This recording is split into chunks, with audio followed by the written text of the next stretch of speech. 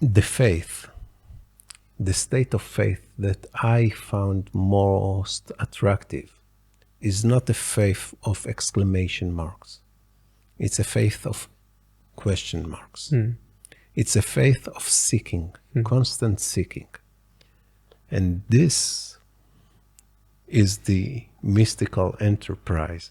This is the most, I believe, essential element of religious existence. And without it, religion is very limited.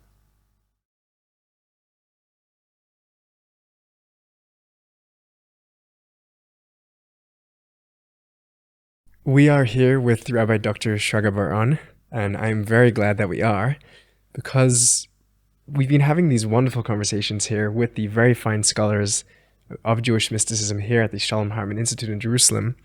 But I feel like there's one big chapter missing in our story of Jewish mysticism. You know, when people tell the history of Western philosophy, they begin with Socrates, Plato, Aristotle, and then maybe it's Augustine, Aquinas, maybe Maimonides, and then it's Descartes. And from Descartes, it's Hume and Spinoza and Berkeley, and nothing ever happened in between. And when we tell the story of Jewish mysticism, there's like a bit of Hechalot mysticism and Merkava mysticism, and boom, then we're off to the races in the 12th, 13th century, Kabbalah, very exciting. But we're skipping hundreds of years of Jewish texts and learning and life and wisdom. And I think one very big chunk that's missing is the mysticism of Chazal, of the rabbis of the Talmud and the Mishna. And Rabbi Bar-On, Rabbi Dr. Bar-On, that is a field which I understand you've specialized in. And I hope today we can try unpack the mysticism of Chazal, the mysticism of the rabbis. Thank you. Thank you for having me, Zevi. And I appreciate that you meant this tendency to avoid looking at classical Judaism as part of the mystical quest. I appreciate that you don't avoid looking at the great corpuses of the Chazal writings and scrutinize them and dedicate a chapter to analyze and really delve into the spiritual and mystical, non-rational elements and tendencies within this great literature of our ancient rabbis. I think it's a fascinating moment in Jewish history and Jewish mysticism, which is often overlooked. Right. It's often neglected because of the legal element of it, because of this tendency to portray the sages as school of rationalist thought. But when you look deep into it, when you dwell into the writing of the rabbis, you very clearly see first these tendencies that experience religion and not just thinking about religion. Right. And for me, this is the basic element of where mysticism starts.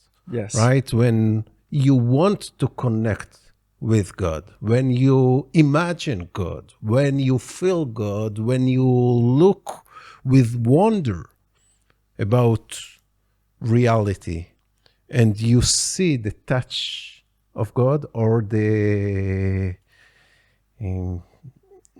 disappearance of God, right? When you are in this quest in the midst of the mist. And that's both the presence and the absence of God. Exactly. And you see that as a phenomena that's present amongst the rabbis of the Mishna and the Talmud, amongst Chazal? Yeah, very much. And you basically see different circles within the rabbinic literature. I'm not denying that all the rabbinic literature is different, very different from Second Temple, very hyper mystic writing in certain schools. There are schools that are more mystical in the Second Temple period, while let's take the Hanochic literature that is very much focusing on ascending to heaven, seeing a lot of different visions, praying in a very pure atmosphere with the angels. Right. If you go to the Dead Sea Scrolls and to, I believe, literature that was connected to the temple itself in Jerusalem, and others, of course. But the sages did avoid this, although they reduced the level and the energy of the mystical impulse. This mystical impulse that was characterized by that characterized those sects. The other Second Temple And literature. they created a more, what Max Kadushin calls a more normative or normal mysticism. They kept praying, but they didn't look for the ascetic experience while praying. They observed all the commandments, including those purifications commandment, the commandment which deals with purity. They used to bath Allah. They, even after the destruction of the temple, all the people took upon themselves to observe those rules of purity and the impurity. And so they created a circle of sages that basically acted like priests. And they were very much concerned with the question of purity. But they democratized it. They see themselves as part of the people as a whole.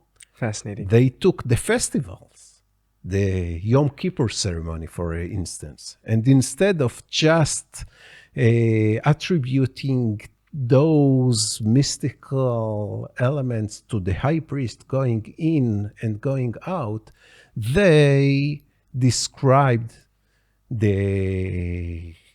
this atmosphere of elevation and described it to all the people of Israel. So the climax, for example, of the Yom Kippur, the Day of Atonement, was the experience of those people who stand outside of the temple. And they, when they heard the call of the high priest calling the hidden name, the name of God, they bow and were very excited with him. While he was inside, they just waited with a lot of tension outside to see him coming and closing to him after. So it's a normalized form of mysticism. It's a democratized form of mysticism. It's a mysticism which is part of the community, part of everyday life. Right. In that sense. Right. And another huge innovation of the sages was the alternation of the medium. Of the what? Of the medium. The medium, okay. The medium changed. Okay. Instead of concentrating on hearing God's voice, they concentrated on learning Torah. And they realized the presence of God, the presence of the holy, the holiness from the Torah, and their interpersonal experiences through Torah learning. Right, right. That's a huge transition. I mean, the famous Talmudic discussion of the transition from the prophet to the sage. So you're saying that transition is part of a mystical development in some sense. Exactly. It's not a denial of the mysticism. It's another development, another stage of the mere mystical experience itself. Fascinating. I know that. Then they describe sages learning the Torah, and the world change. and experiencing those miracles, atmosphere of the Sinai revelation. But when a sage is sitting with the Torah and the angels are going down and hear what he has to say, birds who are flying above him just drop dead because of the huge energy that comes out from the Torah learning. And it can be the everyday Torah, not just this Torah of revelation, right? Every word in the Torah becomes a full revelatory experience for this sage. Fascinating. So this transition from the direct prophetic voice of God to the word of God in the text is not one which is being neutered and made weakened and lost its power. There's still this rapture and fire, and there's still an incredible mystical energy in the text itself. Exactly. They changed the medium. And on the other side, it cut both ways. On the other side, the revelation itself, the immediate relation with God changes from a sign of excellence to a sign of heresy. So revelation goes from being piety to heresy, and the text goes from being something which is just the record of the word of God to the actual locus, the actual source of the divine revelation. The actual voice of God in the world. Wow, incredible, incredible. I know that part of the problem that when we overlook Chazal, we overlook the rabbis, is not just that we overlook them, but even when we discuss them, we lump them all into one category, as if they were all one person with one mind and they didn't disagree and they had kind of, maybe small disagreements, but on the big things, they all had the same opinion. And you and I know that that's very far from the truth. Exactly. And you've done some really fantastic work on trying to tease out different camps within the world of Chazal that had very different approaches towards this question of revelation and of the mystical. Exactly. I described one reading of one school within Chazal that strive to keep this energy of the mystic.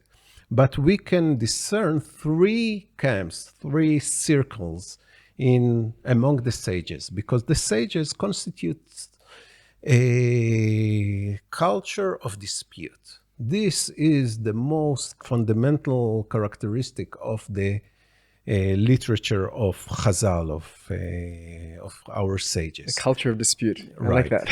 And this culture of dispute is constituted of three different circles. One circle that ended up with formulating the most important writing of the Tanaitic era, which is the Mishna, is actually a more rationalistic school, headed by Rabbi Yehuda Nasi, Rabbi Yehuda the Patriarch, who was, as Gershom Shalem already demonstrated, a more rationalistic figure. It's very interesting that later on, he himself becomes a kind of an ascetic and holy character in the imagination of later Kabbalists and mystics. Not only in later Kabbalistics, but already in later sages, Chazalistic writers. They're rereading him as a mystical figure. They reread him. He was an affluent leader, a great legalist, the editor of the Mishna, and they attributed to him the title holy, right?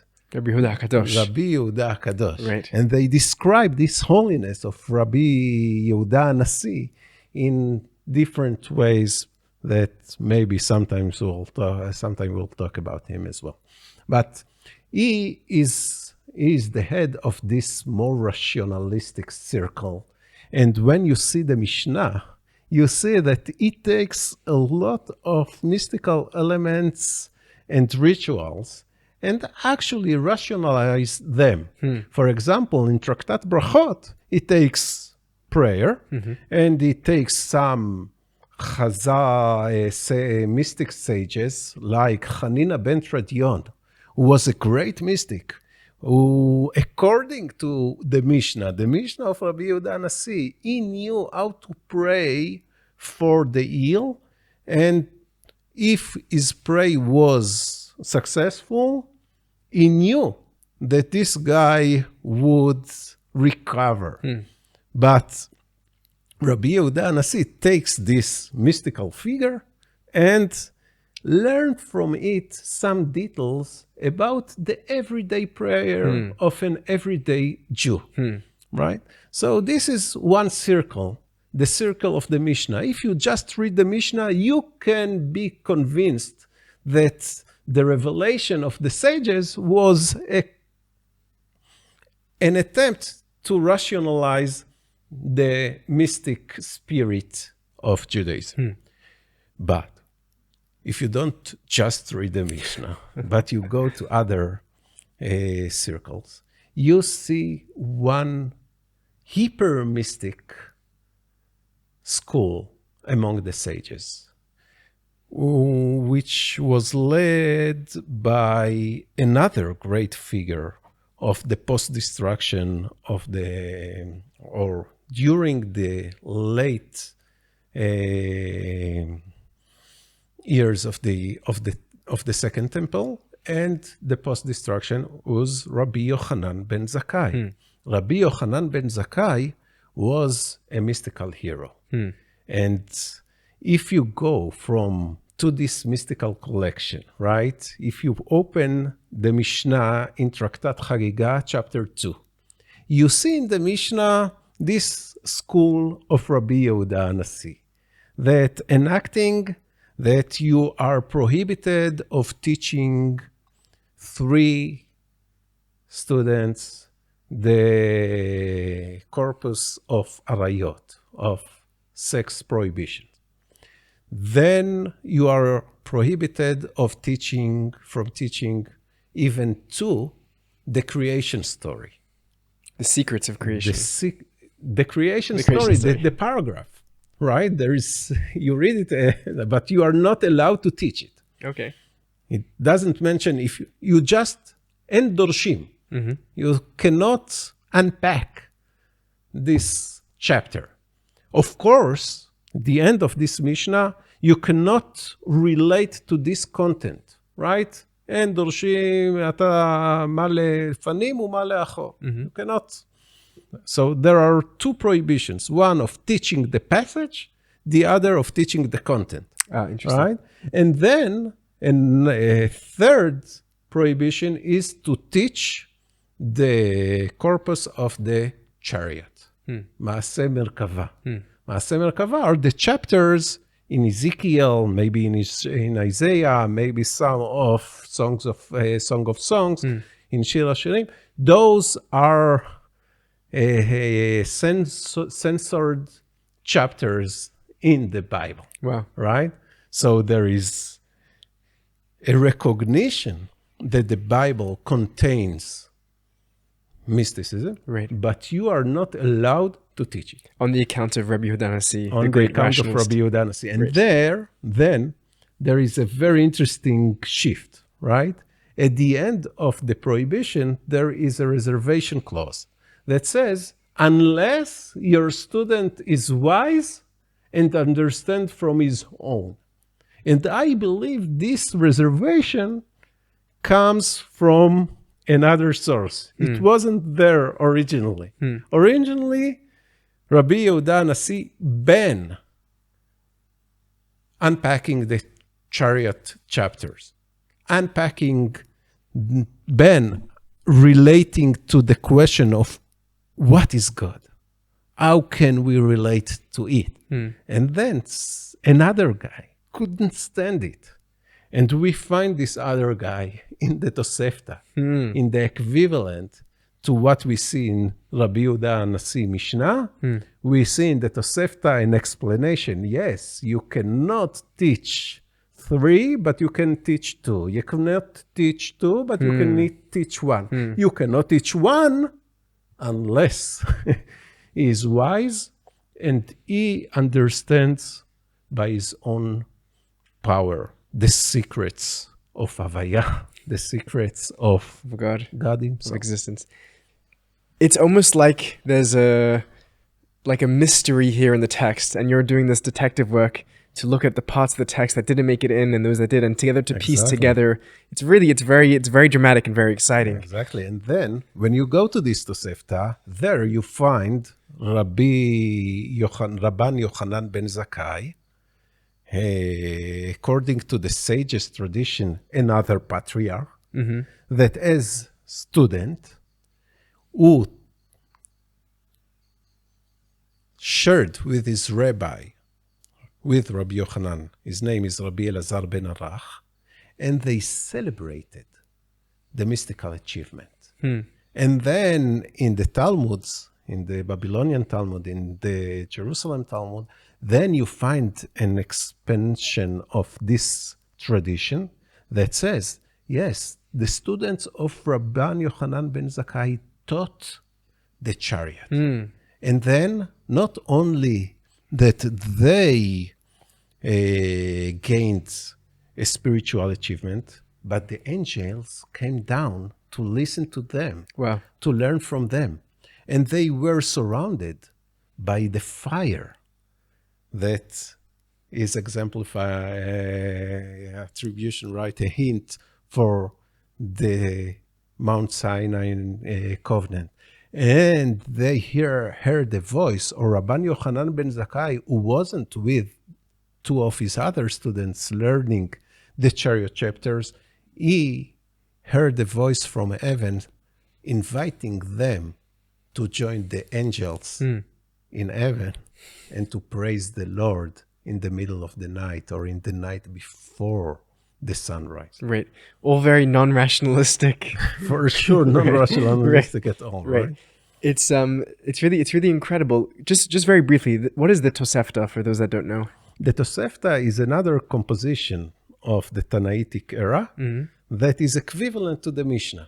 And same materials from the same era that are edited along with the Mishnah. So they relate. If the Mishnah brings one topic, the equivalents will appear in the Tosefta.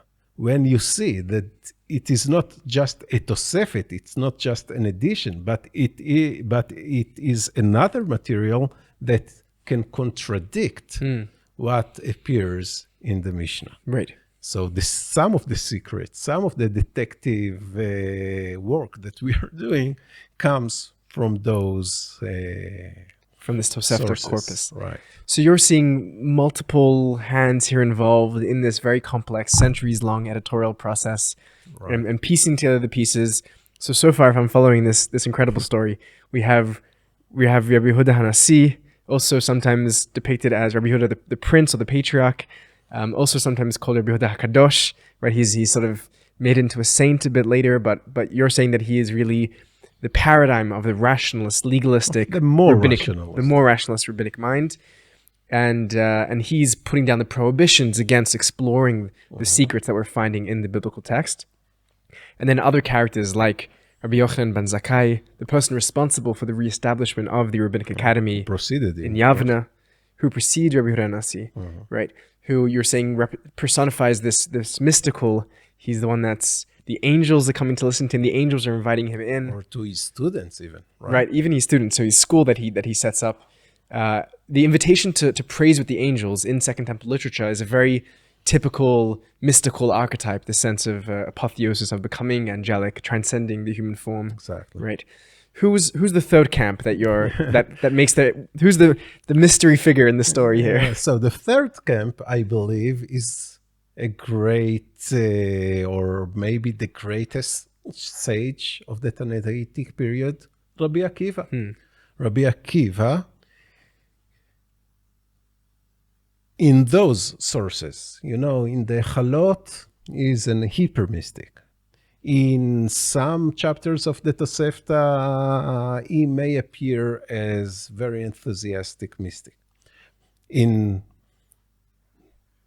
Generally speaking, in this early rabbinic literature, I see Rabbi Akiva as a representative of, or the head of, this moderate mystical school that stands in the middle between Rabban Yochanan ben Zakkai and Rabbi Yehuda Nasi. Of course, he was one of the great teachers of Rabbi Yehuda Nasi, of Rabbi Yehuda Nasi school. He is a great figure, undeniable figure, and we don't know a lot about his historical character, so I'm not completely relate to him as the historical Rabbi Akiva. I'm talking about this school, right? This allowed schools of attributed to Rabban Yochanan ben Zakkai, attributed to Rabbi Yehuda Nasi. I think here it's more historically, and Rabbi Akiva, who represents by, I believe, later sages, who say, yes, we have a hero. If Rabbi Yehuda Nasi prohibited engaging with the mystical enterprise, we are reviving this mystical quest.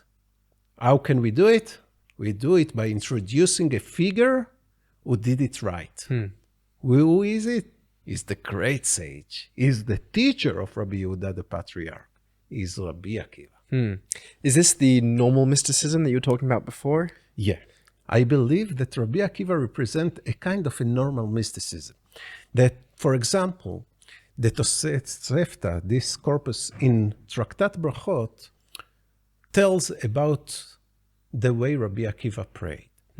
And then it differentiates. When Rabbi Akiva prayed in the synagogue with the public, he played like each and every one of us.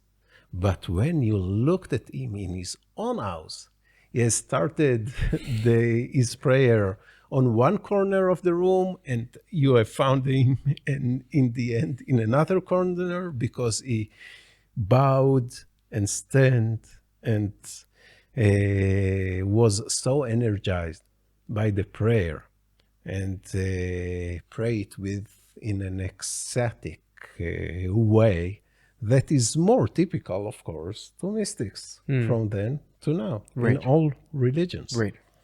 So this ecstatic form of prayer that he starts on one side of the room, ends up on the other, and not because he walked over, For sure. right?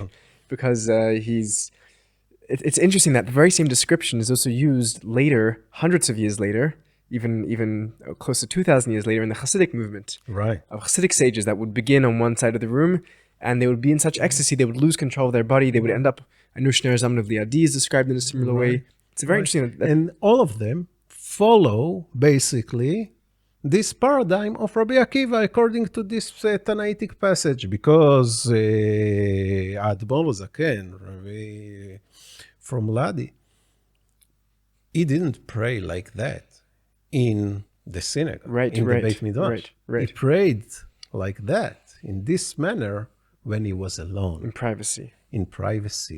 With his God. Right.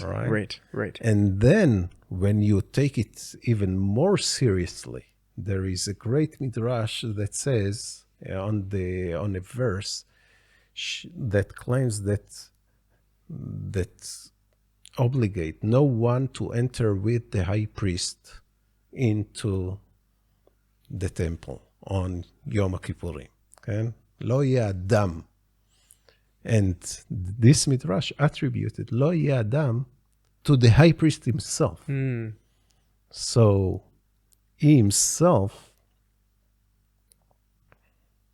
transforms to an angelic entity, or even a godish entity during this prayer. Those who imitate the high priest, like Rabbi Akiva, those who imitate Rabbi Akiva, like the great Hasidics of the Hasidic movement, they transfer. And you see here a great transformation of the ideal of dvekut, of, how do you say it? A union with God, Yeah, kind of cleaving to God. cleaving to God. It's really wild stuff. This notion of the human desire and capacity to eradicate the self, annihilate the self, transform the self into something that's superhuman, that's, transcends the boundaries, that bridges the gap between the human and God. I think that there's maybe one passage in Chazal that most encapsulates this whole discussion that we've been having here, that puts all these characters into conversation and relationship with one another. Into one story. Into one story. You know what I'm talking about, right? For sure. Why don't you tell us a bit about the great mystical passage, the Arba Shenichnasu Pardes, the four that enter paradise, the orchard, and show us how these schools are coming together in that story, and what is the point of the story? How is it being written? What is it teaching us? Because I think maybe this is really the climax of this whole saga. Right. This appears also in this mystical collection, at the heart of this mystical collection in the Tosefta, in that corpus that we have discussed. And this is the story about four figures who entered the Pardes. Many scholars have demonstrate that the names were added laterward. But what the story that we have in front of us tells about four great sages, Ben Zoma, Ben Azai, Rabbi Akiva, and Acher, Elisha ben Avuya. We see here figures that are entering this orchard, and we don't really know what this orchard is from just focusing on Chazal literature. Right. And there were some more rationalistic scholars that want to protect the idea that an orchard is an orchard, and this is only a parable that has some takeaway, some moral in it. But when you open the Dead Sea Scrolls, you see that the orchard is a name for the ascendance to the eye. When you open the New Testament, you see that Paul was taken to the third realm, to the orchard. So I believe we have to read this passage according, and of course I'm not the only one, all the scholars who found mysticism in Chazal literature read this passage according to the knowledge that we know of in the environment of the Second Temple period literature and afterward. And here you see those four figures. Three of them are severely damaged. And according to this passage, three of those four sages have looked or entered or gazed into the orchard, right? Arba'a nichnesu lepardes. This is the title. The introduction is Arba'a nichnesu lepardes. Four entered the orchard. But when you read it in details, you see that for three of them, it's written Echad itzitz venifga, השני הציץ ומת, השלישי קיצץ בנטיות. So, three or one gazed into the orchard. So he only looked into the orchard and he went out of his mind. The other gazed into the orchard and was dropped dead. The third, Elisha ben Avoya, hurt the orchard itself. He cut the branches of the orchard. And only for Rabbi Akiva, it's written in a very different way. הוא עלה בשלום וירד בשלום, או נכנס בשלום ויצא בשלום. There are different transcriptions for that, different versions for this story. So we see there is... What does that mean, translate? By Akiva? Rabbi Akiva ascended in peace and descended in peace. So, or entered in peace and went out in peace. So we see a difference between those three figures at the beginning and Rabbi Akiva. Pretty serious difference. Yeah, in the description itself, right? In the wording of, in just portraying what they did. The activity activity how they were- engage with, right. with the orchard. So the first gazed, Right. Rabbi Akiva entered. Right. We, of course, have to assume that Elisha ben Avuya also entered because he cut the branches. Right. Okay? But the first three are a very negative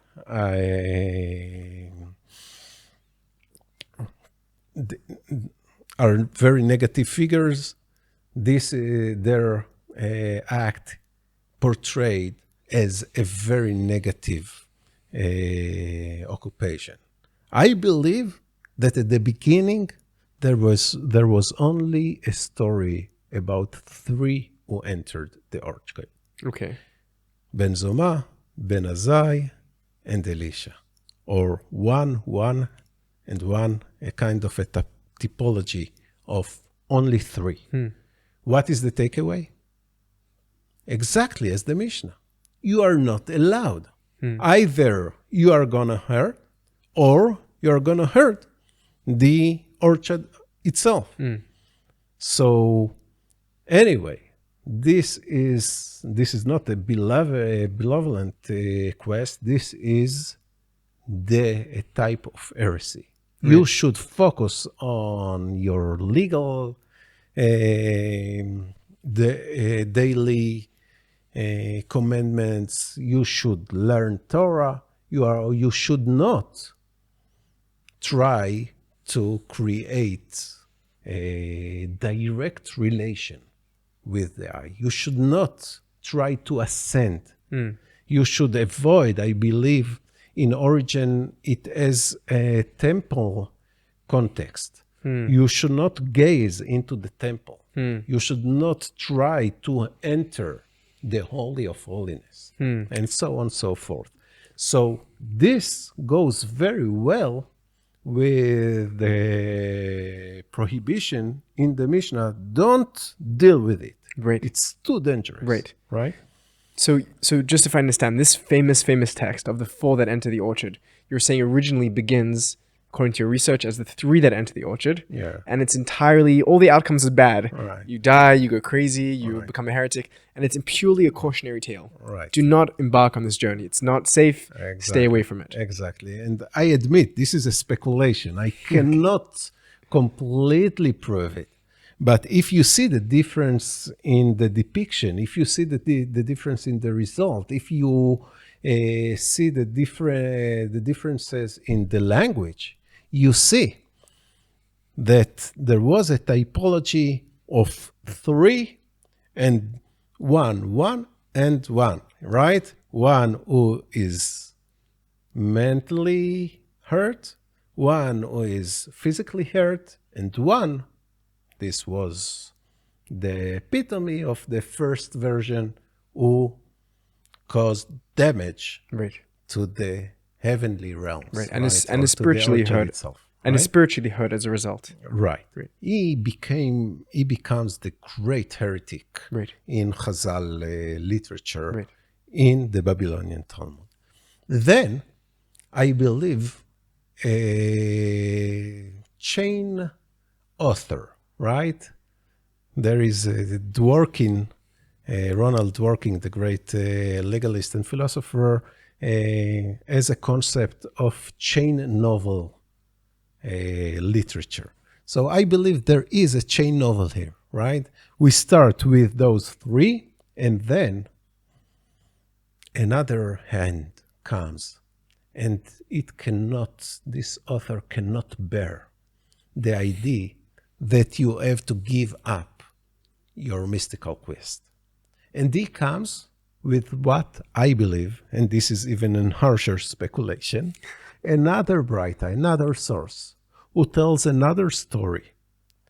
I believe also about three figures. Here, it's complete speculation, but I can speculate and try to imagine this source.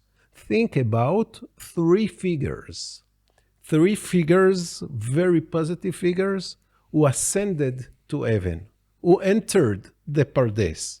Who will they be? Hanoch, for example, right? Elijah. Eliyahu, Right. and Rabbi Akiva. Akiva. So the first Hanoch Allah b'shalom and didn't come return. back. Right. Elijah ascended and didn't descend. And Rabbi Akiva? Rabbi Akiva נכנס בשלום ויצא בשלום. Rabbi Akiva ascended too high and went back, descend. So when you take those two different stories, each a typology of three, and you combine them together, you see that, yes, we preserve this caution, this alert of be careful, but we don't stop, we don't avoid the mystical questions completely. We have a very positive figure, Rabbi Akiva, the greatest sage, who do it right. And here you see the story actually held this tension in the way that the Tosefta put it so nicely. And another move. You may say, okay, but I'm not Rabbi Akiva. So maybe if Ben Zoma is a great sage by his own sake, Ben Azai, great sage.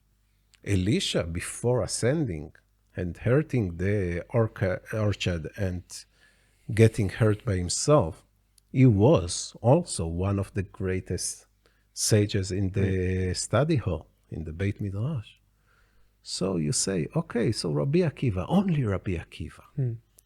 And then the Babylonian Talmud says, Rabbi Akiva warned his friends, when you get to a specific place, to the marble stones, don't say my. Don't say water, or don't say another thing that I decode in another way. Maybe we'll have some time to discuss it. But so the problem is not that they were lower sages than Rabbi Akiva. What's the difference between them? The difference between them that they didn't follow a strict protocol. They let the word to say something wrong on high. And in a later Midrash, Rabbi Akiva said it very explicitly, attributed, of course, to Rabbi Akiva to say it very explicitly. It's not that I am better than my friends. It's only that I follow the protocol better than them. And of course, this opens a great door to everyone, or at least to every sage that is strong enough, that takes the obligation to follow the protocol rightly and to go in this mystical quest. It really transforms the text entirely from a absolute prohibitory cautionary tale to one which really ends on a note of invitation. And you're saying now it's not just an invitation for just Rabbi Akiva, but he's saying it's an invitation for anyone who's willing and capable to follow the right protocol and regulation. I mean, a lot of the mysticism of the Second Temple period is about knowing when to say the right words to the right, guardian angels. The Chalot literature, same thing. So what he's saying is that if you do know how to do this right, then you can also engage on this journey. It's really a very radical rereading. Right. I see here two schools that actually fight each other. One wants to lead us to focus on only the rational, legal, everyday Judaism. The other say, no, you can and you are invited to ascend. But then comes the great, monster, Elisha. How do you read Elisha? What is your reading of the great heretic of the Talmud? Right. So he is the great heretic of the Talmud, and he was the founding father, if you want, for the Israeli secular identity, right? But I believe that he resembles this sin of engaging with mystical enterprise. This was the beginning of it, right? He starts by entering the realm that Rabbi Dr wanted to block. But then the Talmud has different interpretation for what was Elisha's sin. But I believe that the very basic sin of Elisha, which is a puzzle, and I have a new interpretation for this sin. Elisha is described as one who went to heaven and saw two figures sitting on the throne. One was Hanoch and the other was God. And there is the unique and mysterious caution of Rabbi Akiva saying to his friends, when you go up and you get to these stones of marble, don't say, it's written Mem Yud Mem, Mem Yud Mem. Most of us read it as Maim, Maim. Don't say Maim. And you stand there puzzled, say, what does it mean? Don't say Maim. So there are... Water. Right. So there are a lot of interpretations for that. Maybe it's a test for the mystic in high, like King Solomon tested the Queen of Sheba when she came and asked him a lot of questions. You have to know what you see. If you violate this, you are not entitled to enter. Maybe you are characterized as someone who say false statements, and this is a disaster, of course, to say false statement. And I say this is an anticlimax for this journey, ascending to heaven, aspiring to gaze at the throne of God himself sitting on this great throne. And I believe that when you take all the evidence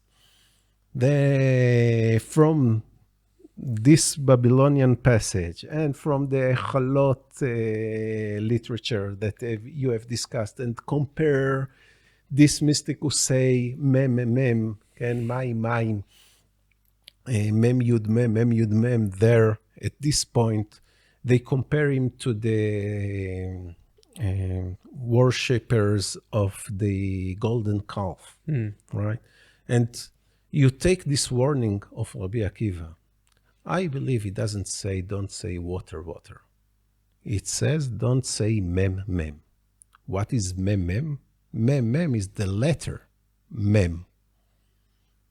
What is the letter mem? This is a code. A code to what? A code to another prohibition appears in Tractat Megillah and in Brachot. Don't say modim. האומר modim, משתקין אותו. If someone goes and become a daven for the public and shliach tzibur, someone who's leading the community in prayer. Leading the community in the prayer and say, modim אנחנו לך, instead of saying what he should say the prayer according to the Siddur, modim אנחנו לך, he said, modim. You have to silence him. Why should you silence him? And here, if we see this picture that Elisha saw in heaven of two figures sitting on two thrones, then we see what is the great heresy, violation of the imagination of the Second Temple and post-destruction Judaism. And this is two instances in I, binitarism, two powers in heaven. Right. So Elisha actually saw those two figures, and he became maybe Gnostic. The Gnostics believe in the creator of the world, the lower world, and the Lord of heaven. Maybe, Christian, ancient Christians, who believe that beside God there is another entity. And Elisha, a heretic, who believed in two powers in heaven. And this is the caution that says you should not try to decode what's going up there. And this is the warning of Rabbi Akiva. Don't mislead yourself. There is only one God. This is the true God. This is our God. Shema Yisrael, Hashem Eloheinu, Hashem Echad. And if you will follow this inclination, if you will follow those lines, then maybe it's a great idea not just to focus on the Torah, not just to follow, to observe halacha, but to make it very evident that there is one God, the monotheism belief that will strengthen your loyalty to Judaism. While the others were afraid that if you go you will see the two powers. You will realize. If you go deep, if you will try to unpack creation, if you will try to speculate how this world works, if you will try to speculate what happens to us in our history, you might end up with a very negative conclusion that there is not only one God, but at least two. One evil, one good. One of ours, one of the Romans, one of that we have to worship, and the other that maybe is more powerful than our God. This is a really, really fascinating and in many ways creative and original reading of the narrative and of the prohibition. I'm curious to try and unpick the intersection between the psychology and the theology in this moment in Chazal. Why is it? It seems like some of the authors at play here are trying to, as you said, close off this realm. They're aware and afraid of the dangers that lie beyond. Why should a mystic who's on a path, on a journey to God, why should they have the possibility of encountering two gods or two powers? And why is it such a strong possibility that the rabbis are warning against that specifically? Right. This is a great question. And we have to remember that we are in a very complicated historical era when those depictions were created. First of all, in the same synagogue where you pray, there are other Jews who pray. This is before the departures of the way between Christianity and Judaism.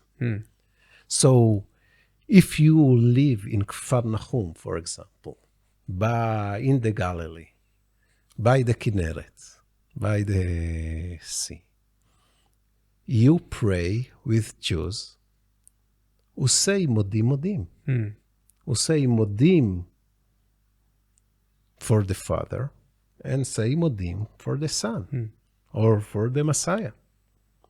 You go out of your synagogue and you might tackle heretics Gnostics who say, you know who is your God?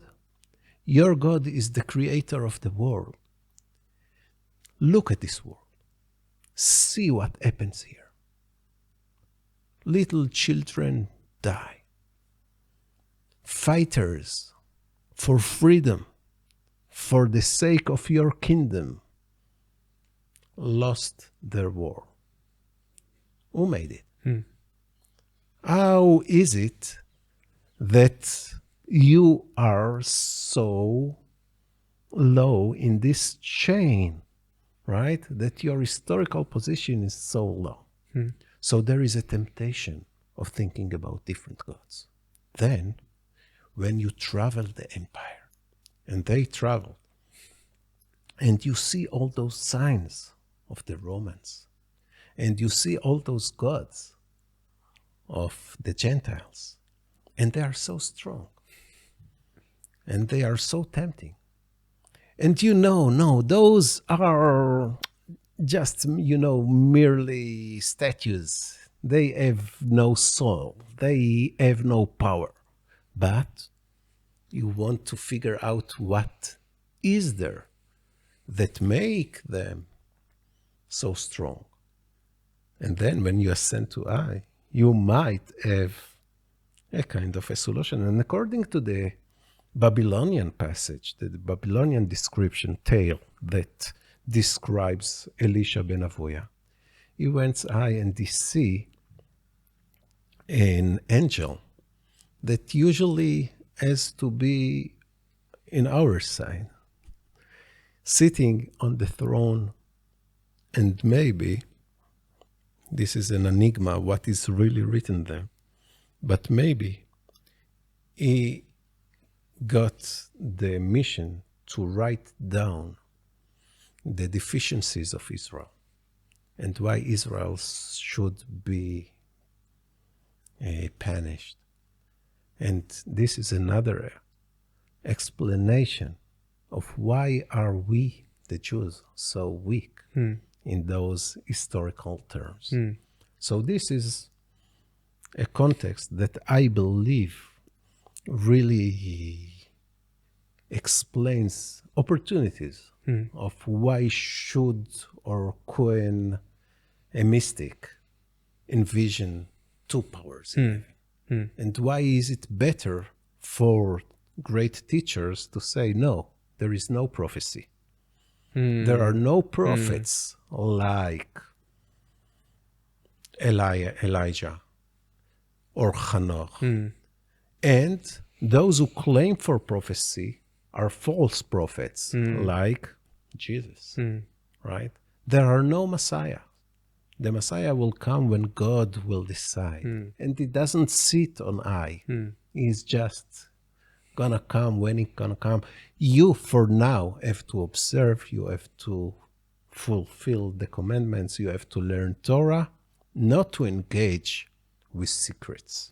Secrets can confuse you and mislead you, and you will end like Elisha ben Avoya. Right. It's almost like that verse in the Bible that the secrets are for the Lord your God, and the revealed aspects are for you and your children for the generations. Hanistarot, L'Hashem Elokecha v'haniglot, lanu v'anenu. It's a really exquisite journey that you're taking us on here through the texts and through the various versions, and you're speculating about other texts that may have been there. And I can see you've spent obviously an immense amount of time with these texts to begin to try and figure out what's going on, and also painting a very broad cultural, theological, psychological picture of what the authors and the readers of these texts may have been encountering. It's a real challenge to take our mind out of the 21st century and go back into a very different world than ours. And what may have they been encountering? Why may have they been thinking this? What are they warning against?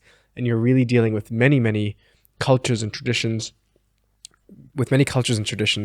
and it's an exquisite journey. And I could see that there's so much work and reading and research you've done here that it must be challenging just to condense this into sound bites, but you're doing a great job, and I appreciate it. I want to maybe end the conversation on this final point. You've been very gracious with your time, and that is, I want to bring we're trying to move away from the 21st century to try and think back what's happening in the first, second, third century. And I want to now do the opposite direction. I want to ask, these texts, they're still important texts for us practicing Jews. They're still sacred texts that teach us wisdom, that teach us divine wisdom. And there's definitely dispute and there's disagreement in this text, as you're saying, this culture of disagreement, culture of dispute. And there's two different voices here. One is saying, stay away from the secrets. Don't engage. It's dangerous. It's unsafe. And that's prophets. It's messiahs. It's God. Just stay away. We have the text. It's good. It's clean. Let's just stick to the laws. We'll be ethical people. We don't need anything else. Correct. But then there is the voice of Rabbi Akiva and the redactors who are saying, no, that there is something else to engage with here in a safe way.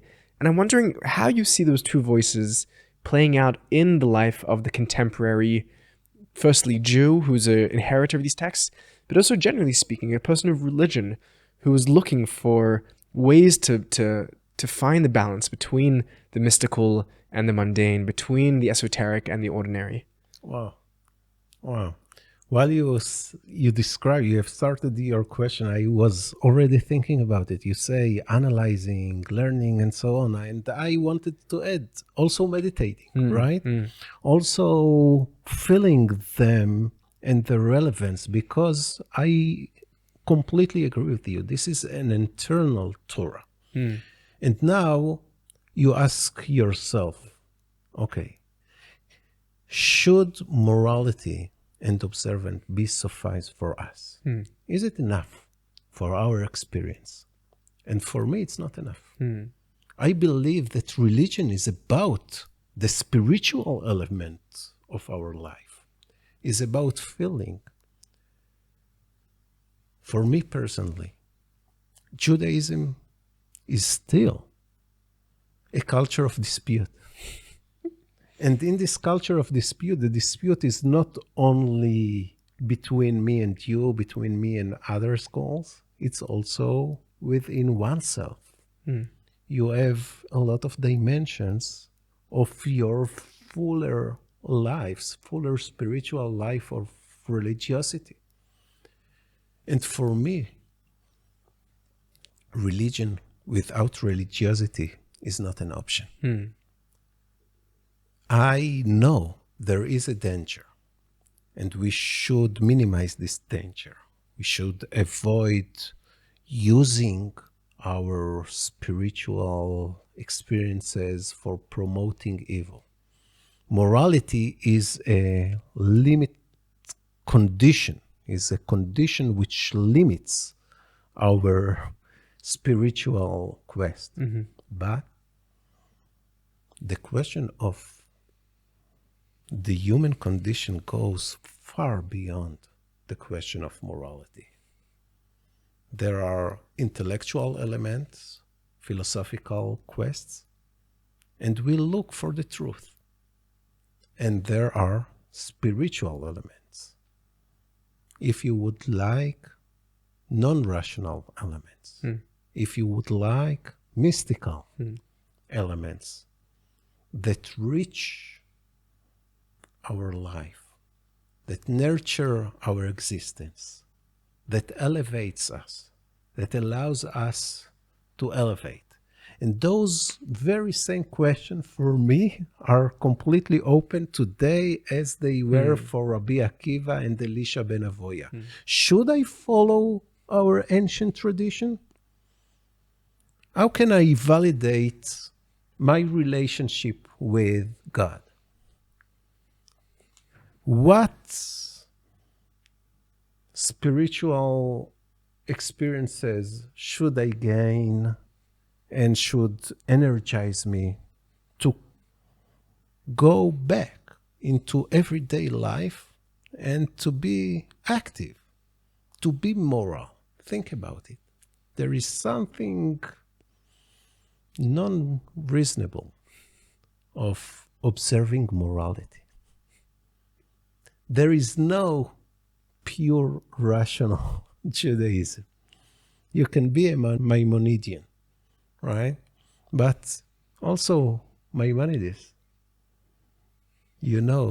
as a mystical reading to his writings, because he saw it, the great achievements of the rational mystic, if you would like, by focusing day and life and night with the love of the internal God.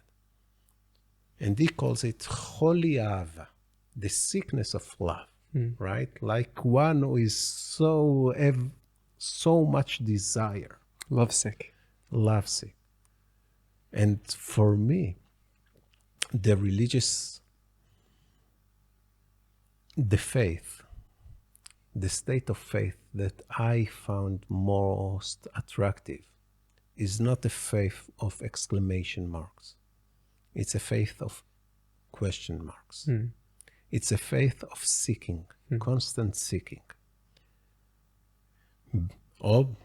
Completely full obligated to morality on the one hand, but not giving up this fundamental desire for engaging the unknowable, for engaging with the spiritual quest to be a God seeker. And this is the mystical enterprise. This is the most, I will believe, essential element of religious existence. And without it, religion is very limited. That's really beautiful. Thank you. And without the precautions and the safety and the morality, the mysticism just becomes a form of narcissism and abuse and Thank you very much for adding that. This is so important. Completely agree. Right. The holiness is a combination of these two. The argument and the cautions are there in the text.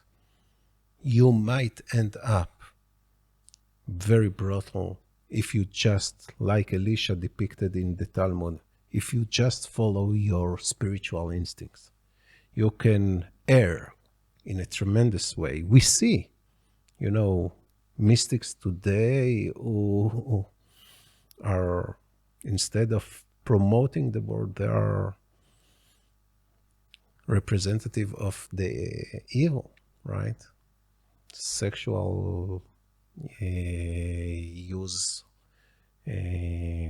by charismatic figures that we believe, or some believe, they are spiritual leaders or a holy person. We should avoid all of this. We should be very careful for seeing mysticism just as a cover-up for our own inner desires. But we shouldn't give up the whole quest altogether because of the danger. Right. We have to follow the protocol. The protocol say, keep moral and keep searching. the path of Rabbi Akiva. The path of normal, if you want, mysticism. Thank you, Rabbi Dr. Shraga Bar-On, for sharing with us not only your years of research and scholarship and thoughtfulness, but also your wisdom in this path, because I think it's one which we need today, and we need to do it very carefully. And thank you for sharing with us both a inspiring potential and also a cautionary side, and the capacity and the perspicacity to hold them both together. Thank you. Thank you very much, Rabbi Zvi, and thank you for having me. My pleasure. And you are doing a great job. Thank you.